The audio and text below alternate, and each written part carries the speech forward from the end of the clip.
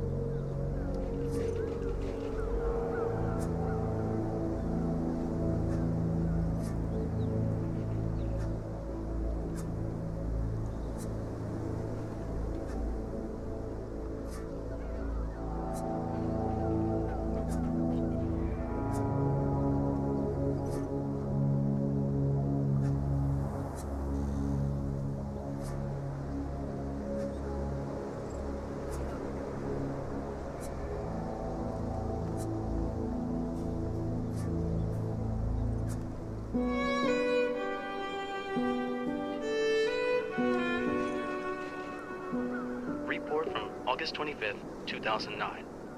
The Hunapus use a number system inherited from the ancient Mayas that is based on a vigesimal system composed of numbers from 1 to 19.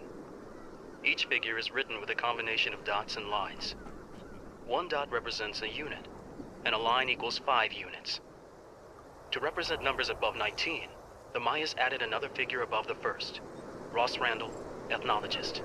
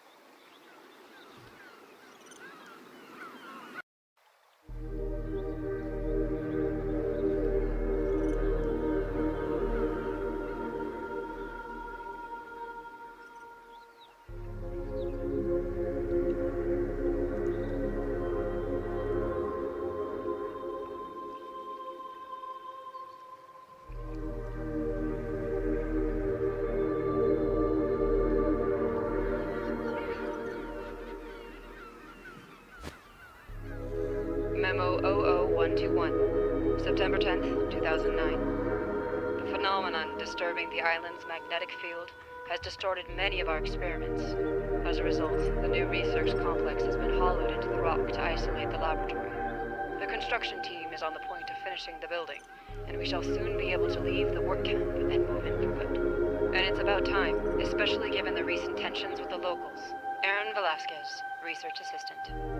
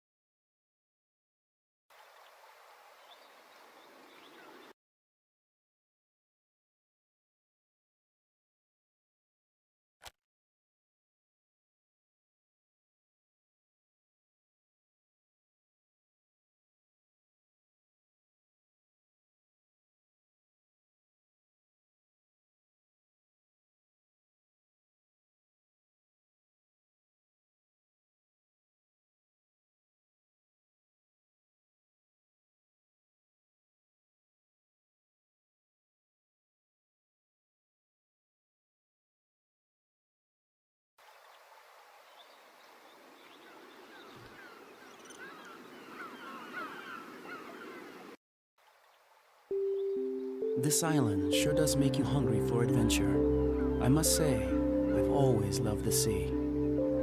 All my dad's fault, no doubt. He always took me fishing in his boat when I was small. It made me dream of traveling around the world.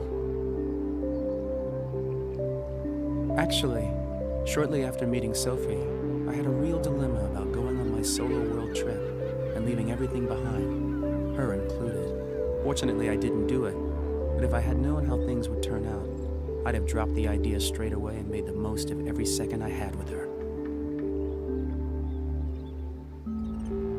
September 9th, 2005. The storm pushed the Providence onto the reefs in the north of the island, and it took but several minutes to sink 20 meters to the bottom. I injured my leg in the wreck, and I only just managed to crawl to the edge of the forest.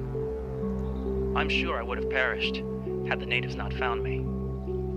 There are some 50 of them on the island, and the way they dress leads me to believe they are possibly descendants of a pre-Columbian culture, the Aztecs or the Mayas. Their village is located further south in the forest, but they let me accompany them.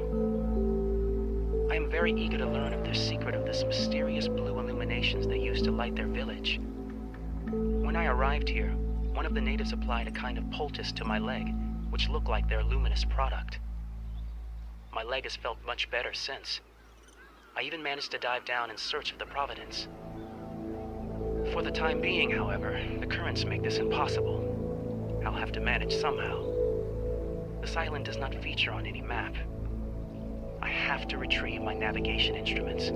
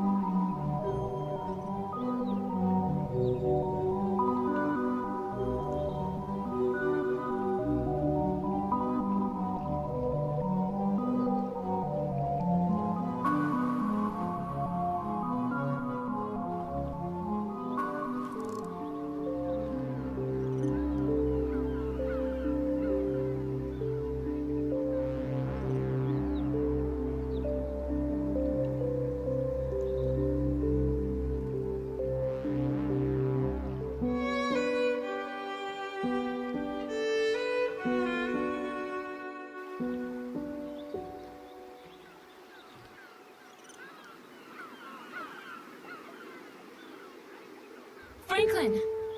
Who are you? But... you can't be. We don't have time for that, Franklin. I managed to work it so that he can't hear us, but it won't last long.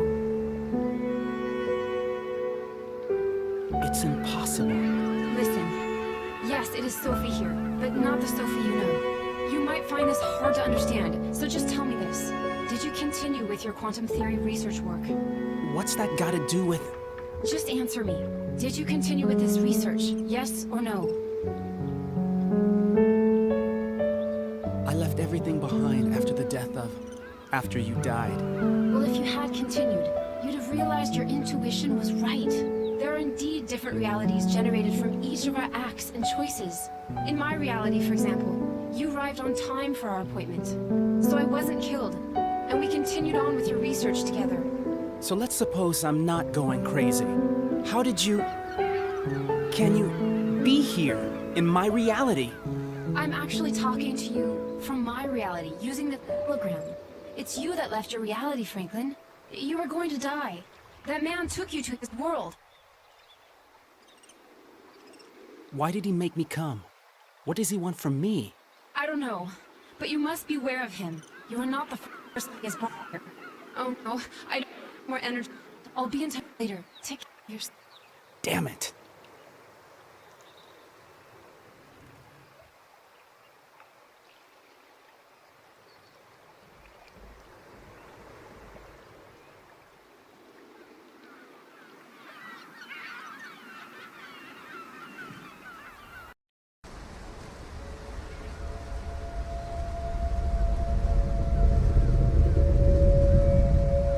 Memo 00289, August 9th, 2010. Good lord, we're here to study Tau energy. That builds some machine for traveling to parallel worlds. This project has started to become a real obsession for Professor F, and I'm afraid heads will roll when Hexacorp discovers where their money has gone. The sooner they find out that my team and I are in no way connected to this madness, the better it'll be for all of us. Aaron Velasquez, Research Assistant.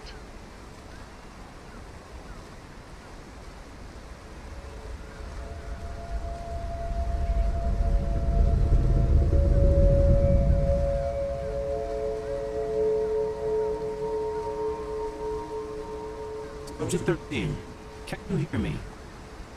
Unfortunately, yes. Perfect. I noticed that, while our connection was down, you made headway and you're nearly at the temple. You haven't experienced any particular problems. Piece of cake. Nothing to report. I'm extremely satisfied with you, Subject 13. I believe you have been by far the most reliable subject. Your reward is the least you deserve. To obtain it, please join me in the temple. Our next discussion will take place face to face.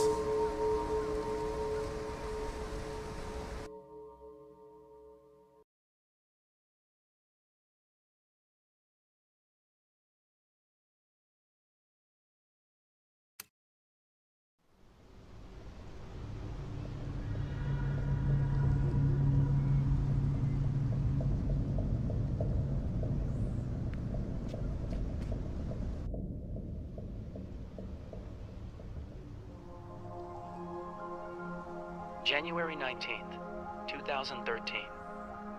I have come back to study the machine in the complex. Their research is much more advanced than ours. I have to confess that I'm clueless to what it's all about, but the energy residue feeding the machine has fantastic properties. Still with no news of Sophie, I set off in search of the source.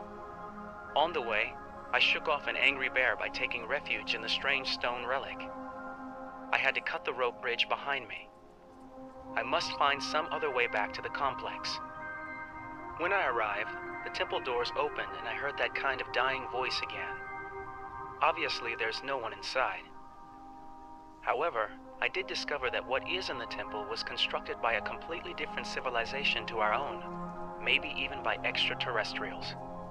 I managed to make the mechanism in the monolith work, and that activated something that looks like a kind of three-dimensional holographic interface.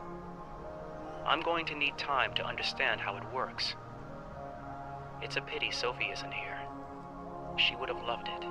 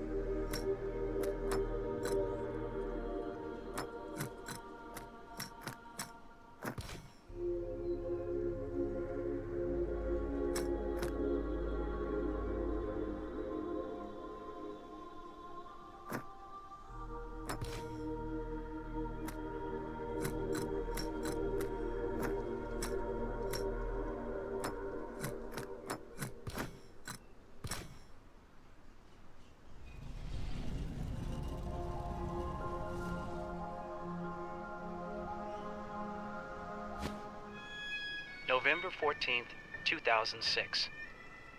Sophie has consented to marry me. I am the happiest man alive. I met her earlier this evening to propose to her. Sophie is always very punctual and she was already waiting for me.